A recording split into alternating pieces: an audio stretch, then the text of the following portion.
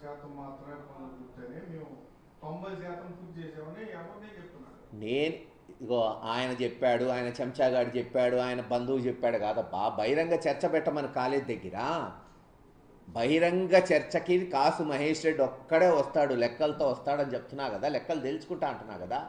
ఎప్పుడు శాంక్షన్ అయింది, ఎలా శాంక్షన్ అయింది, ఆ భూమి ఎలా సేకరించాం.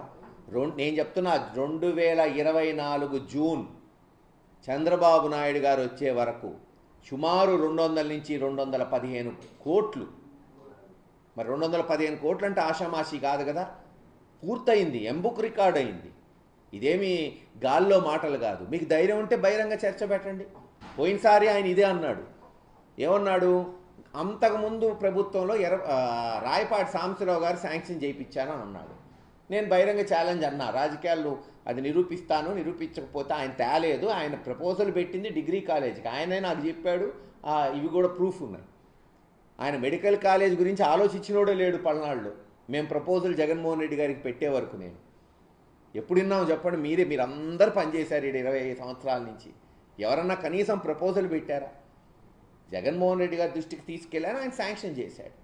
2024 జూన్ కల్లా దాదాపు 200 నుంచి 225 కోట్లు ఖర్చు పెట్టాం. హాస్పిటల్ 80-90% పూర్తయింది, కాలేజ్ 50-60% పూర్తయింది. ఇంకా జూన్లో హ్యాపీగా హాస్పిటల్ ప్రారంభించేవాళ్ళం. ఇంకా వాళ్ళ చేతగానితనం వల్ల 2 ఏళ్ళు ఆగిపోయింది హాస్పిటల్. ఇప్పుడు ప్రారంభిస్తున్నారు. ఎందుకు? గతి లేక. వాళ్ళు ప్రైవేటైజ్ చేయాలనుకున్నారు కానీ ఎవరు రాలా. ఇంకేం చేయగలుగుతారు? ప్రారంభించక తప్పదు.